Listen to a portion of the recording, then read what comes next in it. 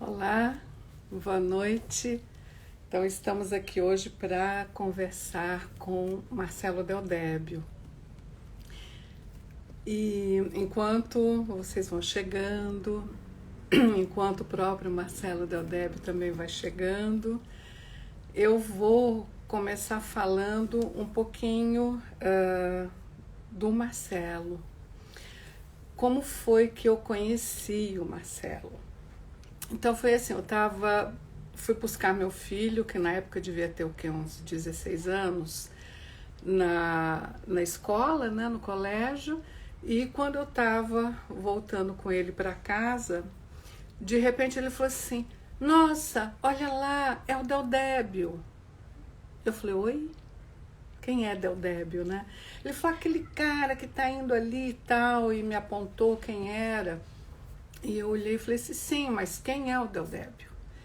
E ele falou assim: é alguém que é especialista em hermetismo, ele tem, né, um blog, que é um site com muitas informações, assim, super qualificado, e eu gosto muito das coisas que ele escreve, das coisas que ele faz.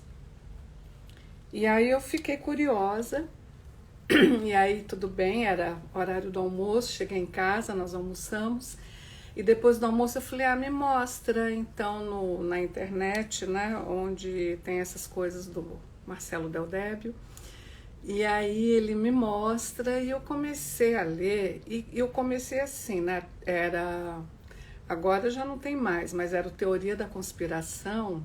E logo na abertura tinha a mini bio dele. Eu comecei a ler, falei: gente, essa pessoa é arquiteto, ele entende de maçonaria, ele entende de cabalá, de hermetismo, de cabalá hermética, de runas, de tarô. Eu comecei a ler e assim, era muita coisa, sabe? Mitologia, religião comparada. E eu fui lendo, eu falei: nossa, gente, é um cara novo pra já entender disso tudo. Aí eu falei: não sei não, hein? Eu acho que esse cara deve ser 171. Fiquei meio assim, né? Mas aí o meu filho falou: não, se você ler as coisas, né, no blog, os artigos e tudo, você vai ver que é um cara assim, super preparado. E o meu filho sempre foi muito crítico, né? E assim, pesquisador, xeretador de internet, né? Então foi onde eu falei assim: então acho que merece um voto de crédito, né? E aí eu tava olhando os cursos que ele dava, que ele é professor também, né? Nesses temas todos, e conforme eu fui lendo ali, aí eu vi que tinha um curso de tarô. E eu sempre pensei assim: eu quero estudar tarô, mas tem que ter assim um clique. Quando eu olhar que tem alguém anunciando e tem que dar aquele clique, eu tenho essas coisas, né? Que a minha alma pede. Então, quando a minha alma casa, que vem, né, aquela luzinha acende, aquela vontade, eu sigo. E aí eu vi que tinha um curso de tarô. Falei: tá. Então deixa-me ver, né? E aí era um sábado o dia inteiro, os arcanos maiores, e no domingo o dia inteiro, os arcanos menores. Eu falei: então vou fazer o seguinte, eu vou assistir, me inscrever, porque podia se inscrever para um ou outro, né? Ou ambos. Eu falei: então vou primeiro nesse daqui, né? Que é o de arcanos maiores, no sábado, porque sei lá, né? Eu ainda estava meio com o pé atrás, né, com ele. Eu falei: não sei, vai que de repente, né, a pessoa não é tudo isso, né, que colocou ali, e vai que eu não gosto, sei lá, enfim. E aí me inscrevi só pro sábado e fui. E aí eu fui ficando encantada, porque o Marcelo Del Débio, ele sabe mesmo muito das coisas, ele entende muito e tanto entende como ele começa dando aula assim bem do basiquinho, ele vem vindo, ele vai agregando as coisas. Quando chegou no final do dia, eu tinha tanta informação sobre esses arcanos maiores colocados na árvore da vida, com a cabala. Enfim, eu fiquei assim encantada, porque eu falei, realmente ele entende, ele é extremamente didático, né? Quando ele explica, quando ele ensina. E aí eu falei, bom, tudo bem, né? Eu não me inscrevi para o domingo, e aí eu já tinha alguma programação, né, para o domingo. E eu fiquei então quando ele desse de novo, eu complementaria o curso, né? E foi assim que eu fiquei fã do Marcelo Del Débio. E aí eu fiz, então, depois, posteriormente, não só o curso, né, dos arcanos menores, como também eu fiz o curso de runas também eu fiz com ele. Aqui ele chegou. Aqui vamos colocar. Então, eu fiz o curso de runas com ele também, que ele também faz desse mesmo jeitinho. Sempre o curso dele é assim, ele vem começando, ele está chegando.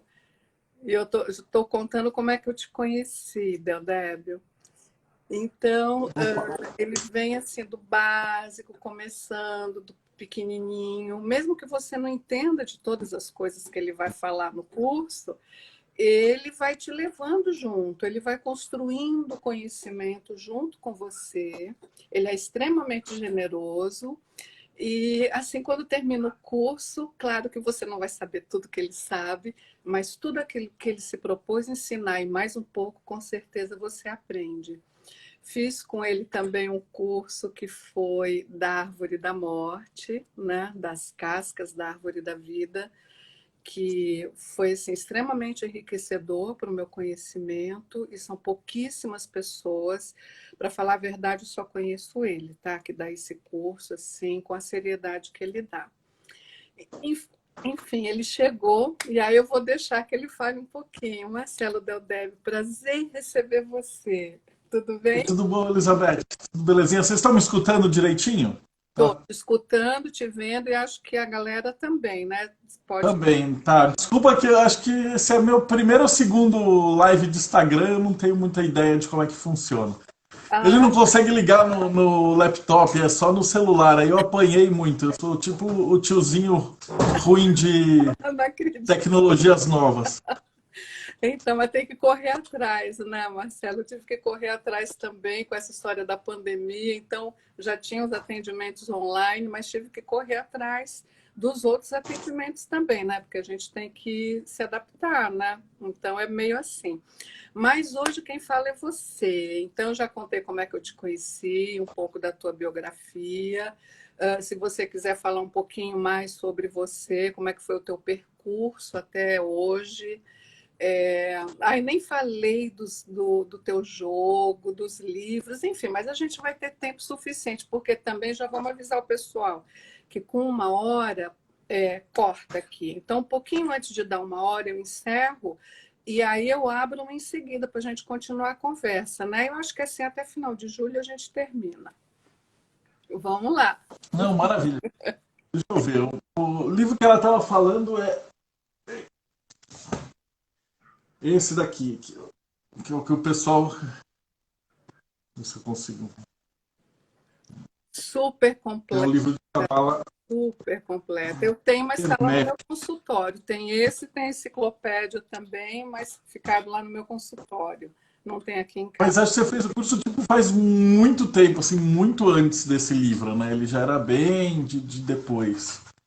Mas eu Então o admiro. pessoal vai querer falar sobre cabala hermética, mas geralmente o pessoal pergunta de cabala judaica ou cabala hermética, qual que é a diferença dos dois, né? Isso, então Daí vamos seria começar legal falando disso. começar por aí. Começa por aí, explicando essa diferença. Realmente tem uma confusão. Então, o que acontece é o seguinte: antes de tudo, esses ensinamentos estavam no Egito. Então, o que acontecia? Essas ordens iniciáticas e todo aquele segredo da vida eterna e o que você precisava fazer depois que você morria, né? Então você tinha tudo isso dentro das escolas de mistério egípcios. E o que acontece é que chega uma hora que esse conhecimento ele vai ser dividido. Então eu costumo colocar que ele é dividido em três partes. Então, uma parte que é a Cabala, que todo mundo conhece a história teórica, simbólica do Moisés, que levou esse conhecimento e aí deu origem aos 10 mandamentos, o povo no deserto, etc. Essa parte é bem conhecida. Só que o pessoal não presta muita atenção que os gregos também iam para as pirâmides, também iam para o Egito e também beberam isso, né? Uhum. Então existiam pirâmides também na Grécia. E o que acontece depois, em Roma, né? É que depois o que acontece? Eles desmantelam todas essas pirâmides para fazer estrada. Então não sobra quase nada desse aspecto material da coisa. Mas esse conhecimento de como se portar para a vida eterna, como se estudar, como se tornar uma pessoa melhor e tal, vai para os gregos também. Só que eles tinham uma diferença básica entre o judaísmo, né, que eles chamavam isso de Cabala, e os gregos que chamavam isso de gnosis. Os gregos eram politeístas e os judeus eram monoteístas. Então eles pegavam o mesmo ensinamento e dividiram em duas partes. Então uma das partes que chama de Cabala, ele fala assim, a gente está recebendo, então a gente precisa meditar, a gente precisa trazer o divino, e aí é o ser humano tentando se aproximar de Deus através das virtudes e de autoaperfeiçoamento, etc. Que é toda a parte que a gente vê isso na Cabala judaica. Então, se você pegar qualquer rabino, qualquer estudo de Cabala, você vai ir por essa viés. Uhum. Os gregos, eles tinham uma visão de que Deus é a natureza e que o tudo está lá fora. Então eles criaram esses mesmos aspectos na forma do teatro, na forma dos deuses, na forma da arte, na forma de peças de teatro. E aí as pessoas, observando essa peça de teatro, elas aprendiam. Então, se a gente for pegar assim para o Yin Yang, os judeus eles têm mais essa filosofia de você trazer o divino para dentro de você.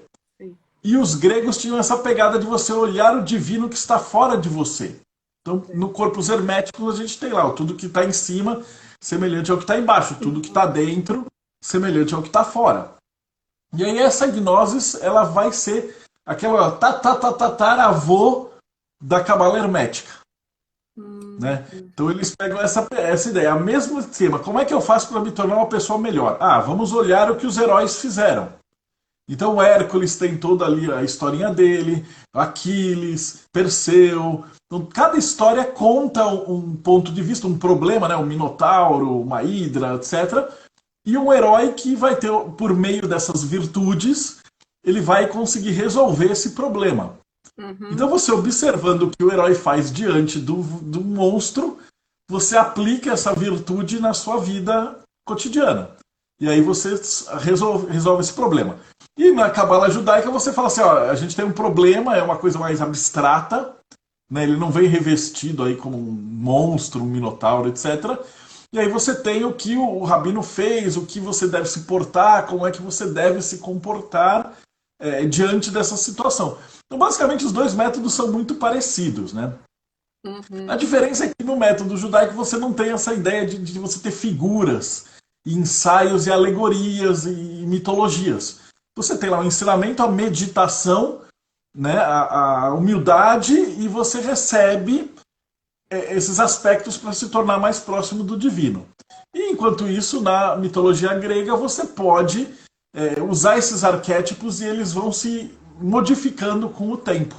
Uhum. O que acontece é que dos gregos vai para os romanos, do romano esses ensinamentos vão sendo passados, mistura ali pela Europa inteira, então ele entra pela Europa e começa a misturar com as outras mitologias. Então essas grandes histórias arquetípicas, elas começam a ser contadas em todas as mitologias. Então você pega isso dos nórdicos, dos celtas, dos gauleses. Então todos eles vão ter um herói que vai lá e mata o dragão, e aí ele salva uma princesa. Você vai ter uma deusa da colheita, que aí você tem a plantação, ela some um tempo, depois ela volta e ela traz a natureza.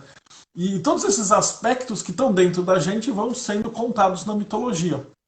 Então isso é o que eles chamam de... Por isso que eu falo de cabala hermética, né? Porque vem dessa pegada hermetista. Hermes era o deus que fazia a comunicação entre os humanos e o divino. Ok? Então, basicamente essa seria a grande diferença. Você vai querer que o pessoal faça perguntas? Como é que a gente gerencia? Eu não Se o tenho muita pessoal ideia. quiser fazer pergunta, pode fazer, que aí eu vou lendo, aí qualquer coisa eu peço um break para você e a gente responde. Também vocês podem fazer perguntas. E eu acho interessante, por exemplo, porque na Cabala judaica a gente também tem umas separações, né? Entre a Cabala meditativa, a Cabala que é mais religiosa. Na Hermética também tem isso ou não? É tudo uma coisa só. Ele junta tudo, são como se fossem divisões, né? Essas divisões são do ser humano. Mas Uhum, você tem a parte que você medita nos símbolos, a parte da aplicação prática, a parte de evocações, eles chamam de evocação de forma a Deus. Então, uhum, é uma parte do ritual na qual a boa parte dos primeiros ritos, né, Eleusis, os ritos gregos, eles investiam muito no teatro. Então você tinha uma série de atores que se tornavam protagonistas desse teatro, e aí eles se tornavam o deus de o que eles estavam querendo passar. Então isso é uma espécie de meditação, mas é mais. Como é que eu vou dizer? Você passa isso para uma audiência, né, para um público. E aí o pessoal que está assistindo também vai aprender com aquilo. E a gente percebe que isso existe até as ordens iniciáticas hoje em dia. Se for pegar a maçonaria, a Rosa Cruz, o martinismo, a iniciação ela é um processo na qual é quase uma peça de teatro. uhum, Onde você vai ter a pessoa que vai ser iniciada, ela vai passar por uma série de ritos ou de desafios e de lições, mas os outros que já foram iniciados, eles estão nas cadeiras em volta assistindo isso. Então uhum. você passa uma vez como ator e depois de iniciado você passa de novo como observador.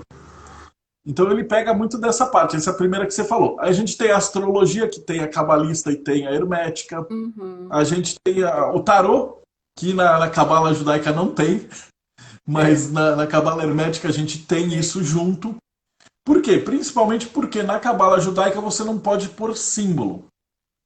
Então, se uhum. você não pode trabalhar com figuras e imagens, né? Você não pode falar e falar, eu quero uma imagem no altar para Gevurah. Não tem. Ah, eu quero uma imagem para Tiferet. Não tem. Porque os judeus acreditam que se você pegar o Tiferet e você colocar uma figura de um homem, você já quebrou o Tiferet na metade. Ou Então, então assim, você está fazendo o tal do porque tá faltando. bezerro. Cadê o Tiferet mulher? É. Então, o fato de que você coloca uma imagem numa esfera, você já está quebrando ela. E por outro lado, os gregos eles tinham essas visões e múltiplos deuses para cada esfera. Então, pela cabala hermética, você vai estudar, você vai saber que, olha, Ogum não é Marte, que não é Ares, que não é Thor, mas todos eles são aspectos culturais de Gevurah. Devorar. Então, no final das contas, as duas elas se complementam, né? Uhum. É E mesmo tem a porque terceira vertente, que é a diga. do meio, que é o Wi-Fi e a parte dos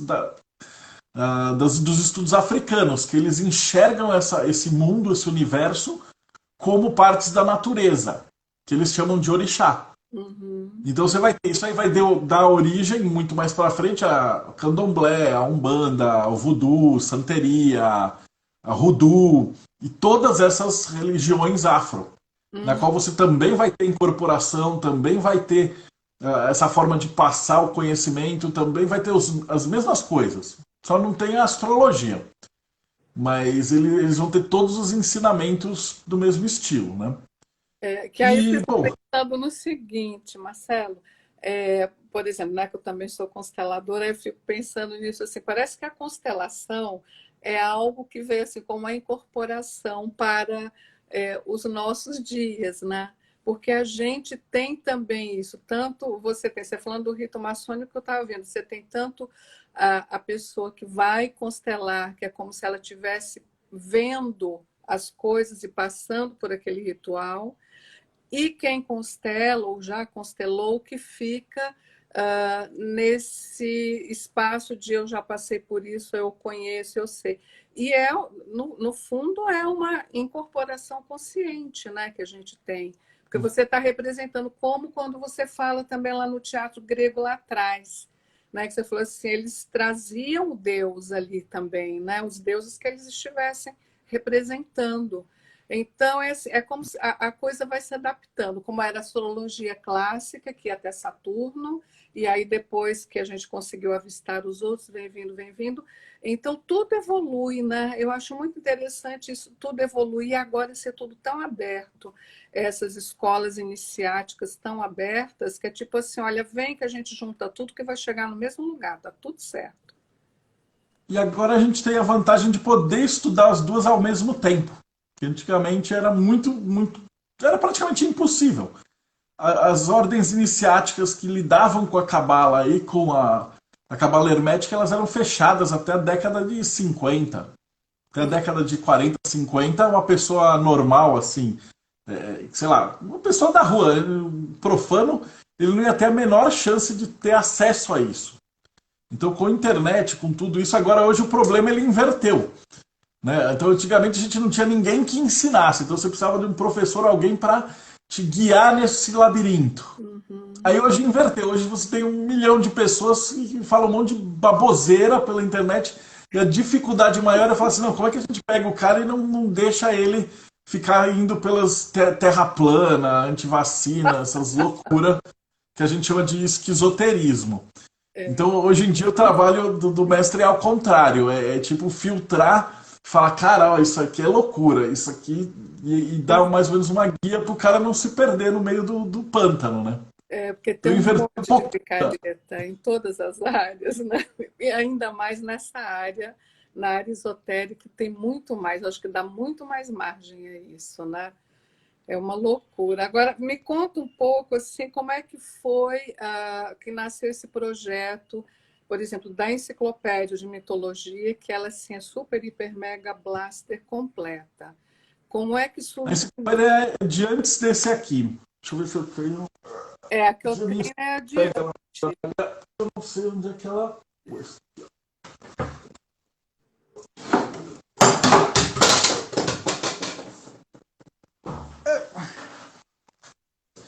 É essa aqui.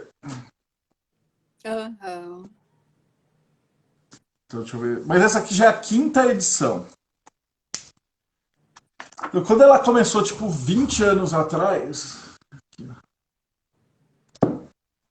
eu não tenho vergonha, o negócio fica assim, não sei escrever nada pequenininho. É tudo, ou é completo então, ou é, né? A enciclopédia foi o primeiro, né? Então eu comecei.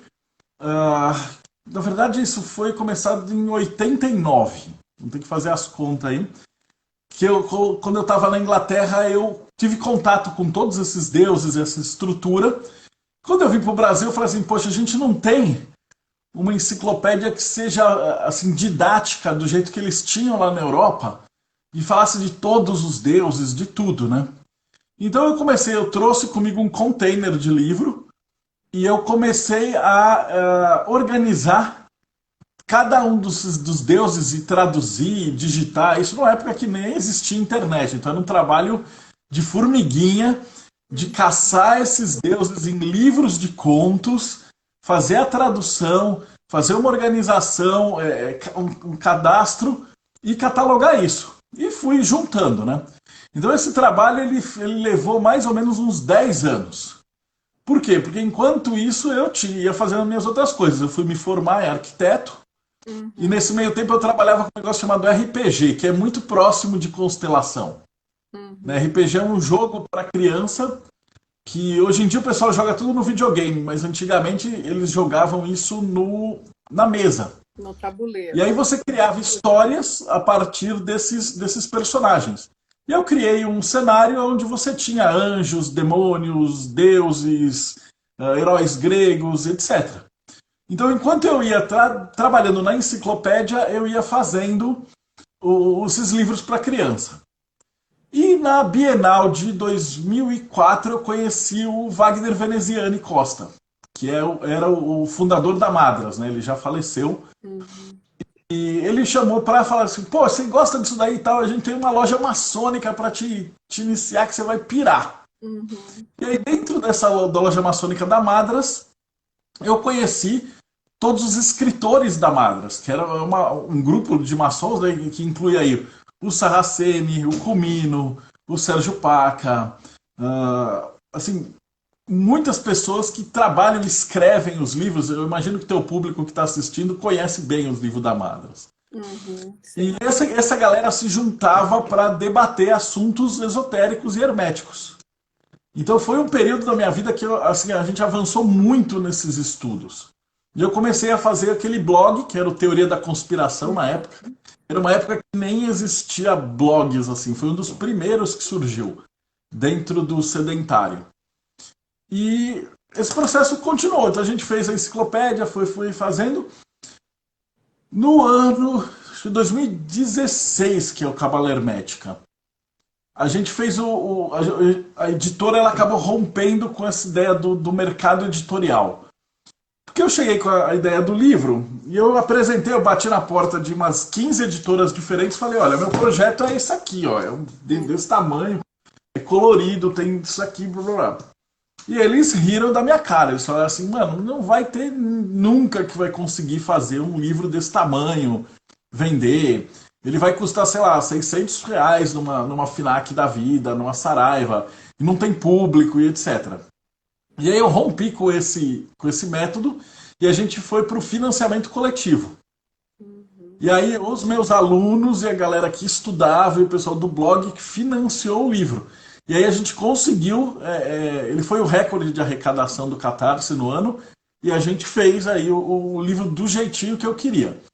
Então esse livro, assim, cara, eu vou falar que ele é o mais completo, assim, mas de todos os livros que eu tenho, ele é o que tem mais coisa, porque eu peguei absolutamente tudo que era legal, que era interessante, que foi produzido de todos os místicos e hermetistas clássicos e compactei numa única um volume gigantesco.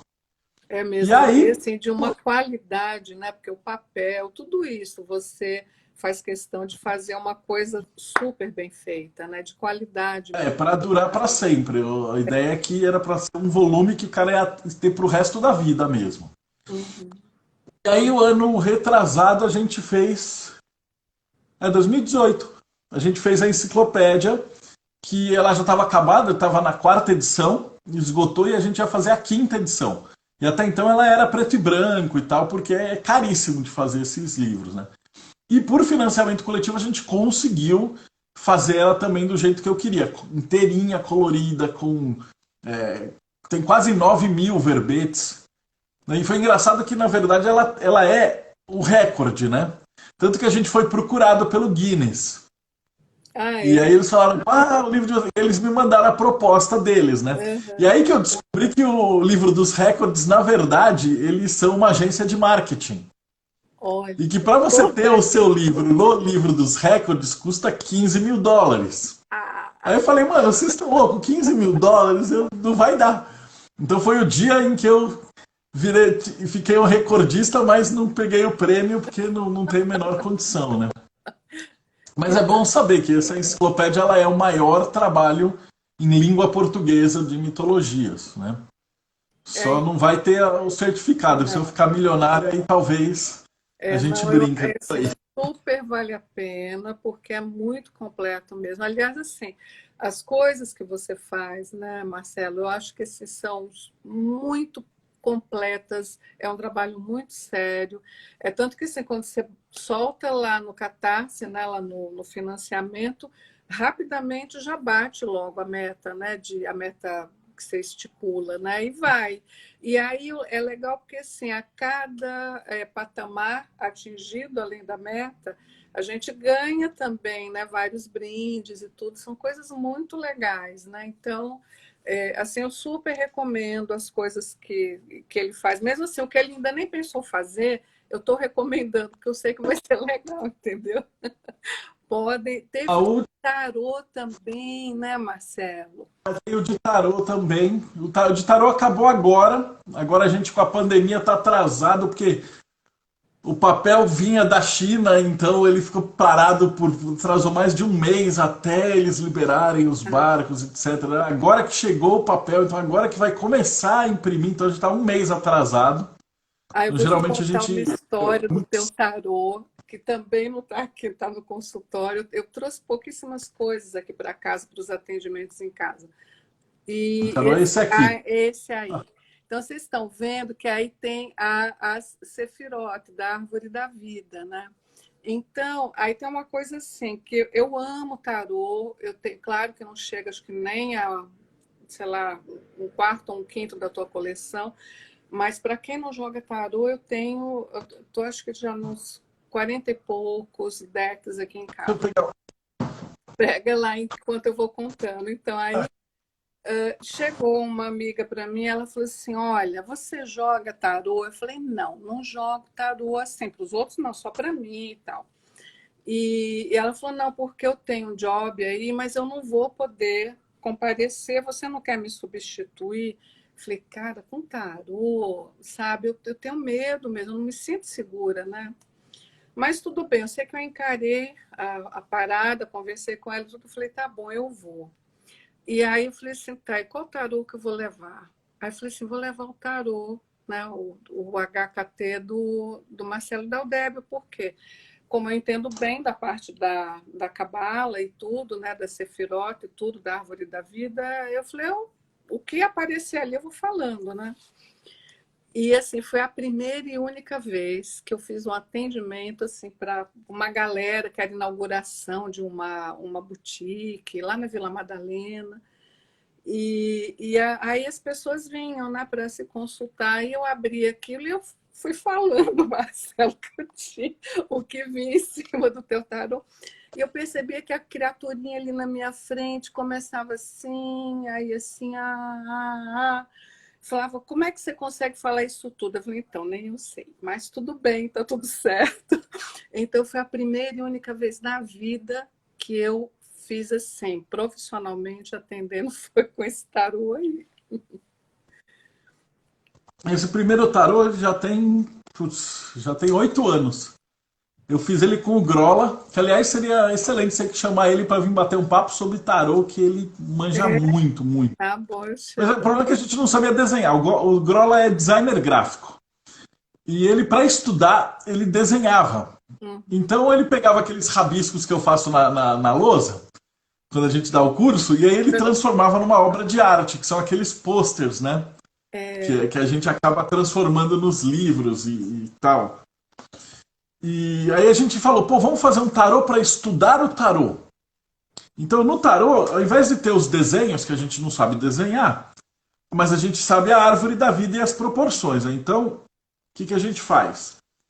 A gente pega o louco, vamos ver se ele consegue. A imagem fica refletida, mas acho que dá dá para para ver. dar.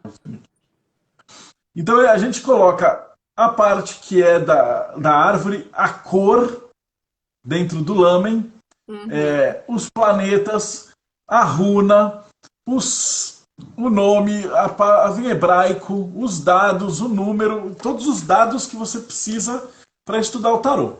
Uhum. Só que a gente tinha o sonho de fazer um tarô mesmo. Então a gente, esse ano, a gente acabou de terminar o financiamento coletivo de um tarô e a gente conseguiu um desenhista que trabalhava comigo com RPG, né, nos jogos de tabuleiro, que é um senhor desenhista de quadrinhos, e ele fez os decks com os desenhos. Ah, Então, que lindo! Puxa, esse eu não tenho. Eu tenho o primeiro que você fez eu tenho. Deu uma travadinha ali no Marcelo, vamos esperar um pouquinho, que o Deodébio volta. Nossa, mas muito bonito mesmo, hein?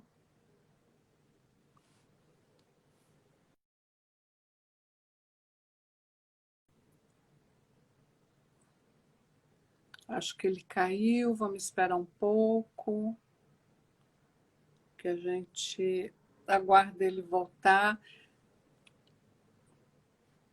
Tá, aqui.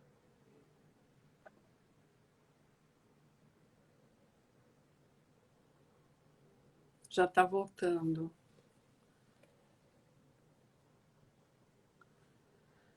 Então, e aí deixa ele entrar que eu vou mostrar, né? Vou colocar de novo a foto, né, do pôster do Lamen. Nossa, que é super, super, super.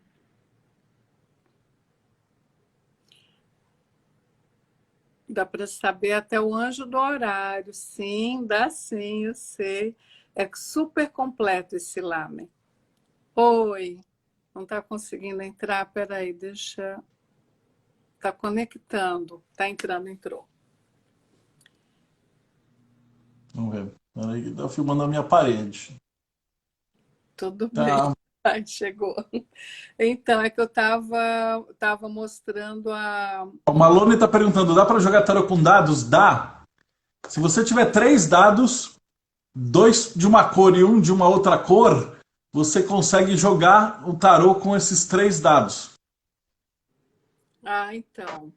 Esse é o Lamen. Esse que você está mostrando aí é o Lamen, É o lá. que ele é a base do tarô. Então, se você for olhar, por exemplo, aqui em cima, você vai ter que tem Áries, ele tem essa cor vermelha predominante.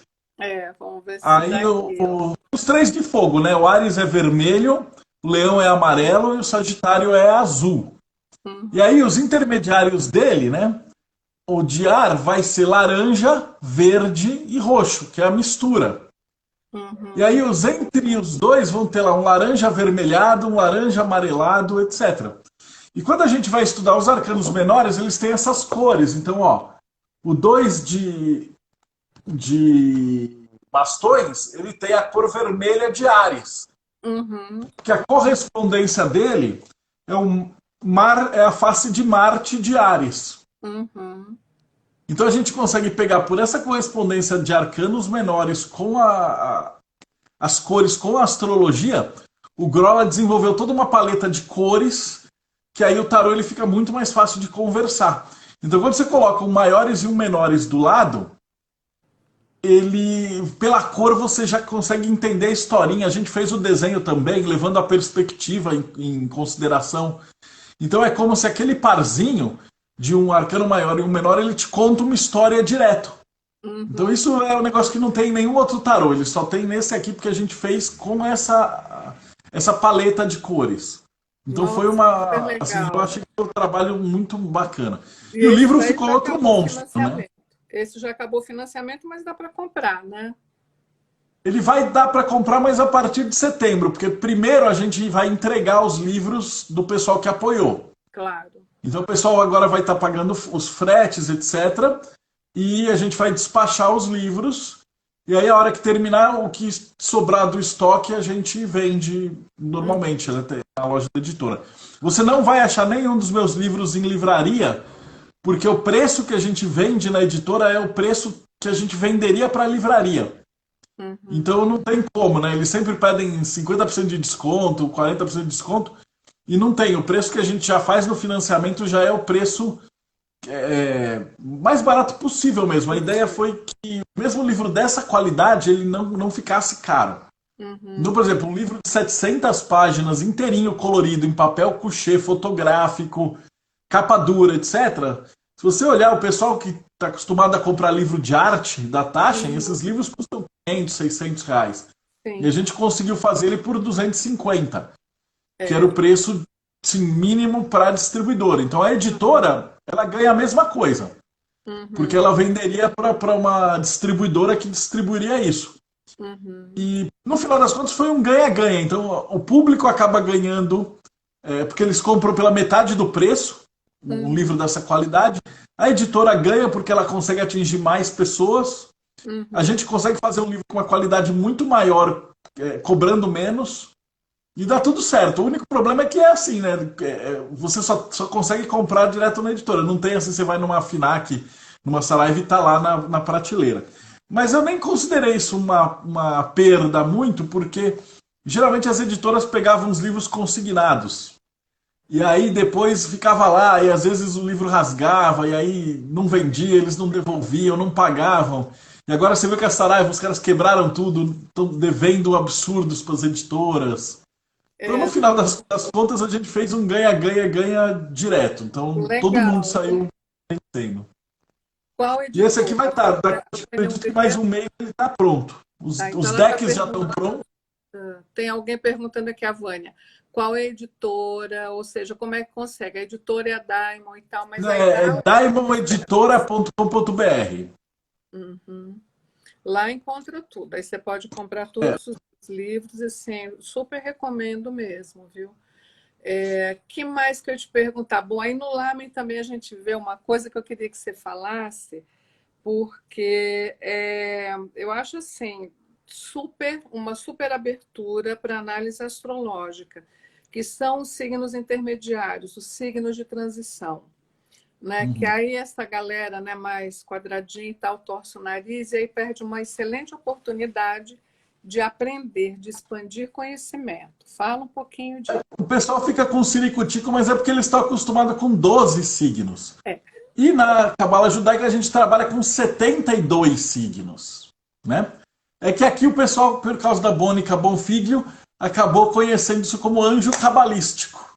Uhum. E na verdade não é isso, é o nome de Deus, que são aspectos do universo diante do divino, e que estão divididos, como você colocou ali no Lamen. Então você tem, na verdade, ao invés de 12 signos, você tem 72 signos. E aí, para a gente dar uma arredondada, porque 72 signos é muita loucura para trabalhar, a gente acabou trabalhando com 24, que são os 12 tradicionais e os 12 que são os intermediários dos signos. Então você está acostumado, eu imagino que a galera que está assistindo no teu live que é fã de astrologia.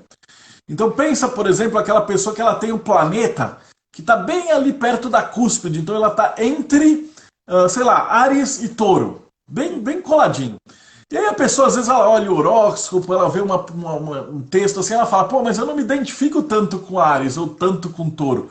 Ela pega um pouquinho de cada um. Por quê? Porque na natureza a gente entende que tudo é fluido. As coisas não dão saltos em caixinhas. A energia ela flui igual um riacho. Então aquela energia de Áries, antes dela virar Touro, ela vai começar a mesclar essa energia e depois ela se torna Touro. Então ali onde a gente tem a cúspide, 29 graus, eu costumo usar 5 graus, que é o que os judeus usam.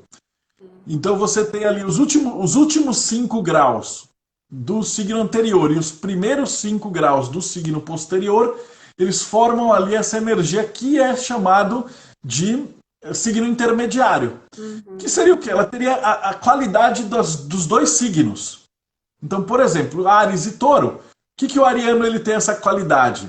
Você fala assim, pô, o cara quer fazer tudo, quer acontecer, quer agitar, quer tudo, mas não termina nada. Né? Ele quer fazer, aí já depois arruma outro projeto, aí faz outra coisa, aí arruma outra coisa e vai deixando o rabo, como minha mãe fala, né? Por todo lado. Já o taurino, ele demora muito para começar qualquer coisa, demora uma energia devagar, mas que faz a coisa funcionar. Uhum. As pessoas que têm essa energia nesse ponto da curva, eles são geralmente pessoas que a gente chama de handman, é o pessoal que faz e acontece. É o cara que quer fazer e ao mesmo tempo quer terminar o que foi feito. Então ele tem ali uma qualidade que é mista de Touro com Áries. Então o pessoal, se você comparar, ele tem uma correlação com aqueles arquétipos do Myers-Briggs. Então ele fica perfeito. Deixa eu ver se eu acho. Aqui para te dar um exemplo prático. Pastores.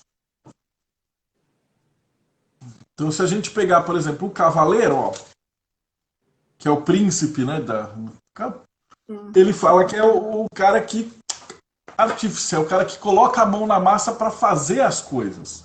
E aí, conforme você vai pegando esses arquétipos do Myers-Briggs, eles vão explicando esses arcanos intermediários. Então depois a gente vai ter touro, aí vai ter entre touro e gêmeos. Você Uhum. vai ter ali uma parcelinha. Esse touro em gêmeos, esse misto de touro em gêmeos, ele vai ser chamado de rei de espadas. Então por que é o rei de espadas? Porque ele vai ter as duas qualidades. Então taurino faz o quê? Aprofunda tudo, uma coisa de cada vez. E é uma energia que é devagar, focada e sempre até. O Gêmeos não, ele vê um monte de coisa diferente com pouquíssima profundidade. É. Então, essa energia que tem entre as duas, ele pega essa parte. Então, geralmente é uma pessoa que consegue dar uma profundidade grande numa quantidade grande de assuntos. Então, Uhum. eles chamam, o Myers-Briggs chama de supervisor. Uhum. Então percebe que são caminhos diferentes de estudo que chegaram na mesma conclusão cada um inventou a roda de um lado diferente e todos eles estão falando a mesma coisa. É Só que um a gente está falando de arcanos de corte do tarô, o outro a gente está falando de arquétipos do Myers-Briggs e o outro cara a gente está falando dos 72 nomes de Deus. E mas quando você vê a descrição dos três assuntos, é a mesma descrição. E são pessoas que nunca se comunicaram, nunca entraram em contato. Cada uma, elas chegaram nessa própria conclusão sozinhas. Mas quando você estuda tudo isso em conjunto, você consegue entender que é um mecanismo só. Uhum. Por exemplo, o Exatamente. Pedro está perguntando o que tem entre câncer e leão. A gente tem um pouquinho de tempo, vamos ver se não me Tem, cortam, né? tranquilo, tem. Mas eu vou falar rapidinho de todos, só para vocês terem ideia de como isso é muito completo, isso é muito É, bonito. é lindo. Depois a gente tem gêmeos e câncer, né? Então a gente passa lá touro, gêmeos. Gêmeos e câncer são os contadores de história. O gêmeos ele trabalha com narrativa, o câncer ele trabalha com a emoção. Entre gêmeos e câncer a gente vai ter a contadora de histórias, é a rainha de taças. A rainha de taças é a musa inspiradora, ou seja, é uma pessoa que consegue contar histórias de uma maneira eloquente como um geminiano, mas que pega pela emoção como um canceriano. Câncer e leão, você vai ter o que eu brinco de chamar de chefe de escoteiro. Que ele é o Myers-Briggs chama de carregador de bandeira. Que é o cara que tá no meio da batalha, ele carrega a bandeira do time, né? Que ele significa o quê? Eu chamo de o agente do marketing do mal, né? Que o leão, ele é o rei, por excelência, ele impõe a energia dele pela presença, e o câncer, ele é o emotivo que toma conta. E a mistura desses dois é mais ou menos como o chefe dos escoteiros. As crianças, ele toma conta das crianças e ao mesmo tempo elas se inspiram naquela pessoa. Então ele é a figura do portador de bandeira, né? O carregador de ideias. Uhum. Então ele é o cara que abraça, o É o porta-estandarte. Ele pega porta-estandarte. essa pegada. Aí a gente vai ter leão e virgem. Leão geralmente é aquele que brilha, que aparece. E o virginiano é quietinho, trabalhador. Ele dentro do laboratório dele, ele é o engenheiro, né? Ele é o metódico, chatinho. Essa mistura dos dois, ele é o rei de moedas. Ou Uhum. seja, ele é o rei, mas ele tem o trabalho. Ou seja, aquele fazendeiro que é milionário, mas que o cara acorda assim 4 horas da manhã para ir lá ver se as vacas estão sendo ordenhadas direito. Desenhados. Então é o É. cara que ele é um trabalhador rico, mas que ele mesmo vai lá pôr a mão na massa. Então você tem outro tipo de energia. Entre Virgem e Libra, você vai ter ali a perfeição matemática. É a rainha de espadas do tarô.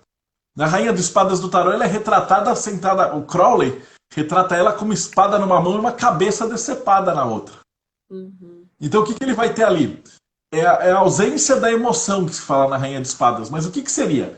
O Libra, ele balanceia tudo. Ele quer equilibrar tudo, ele quer fazer tudo certinho.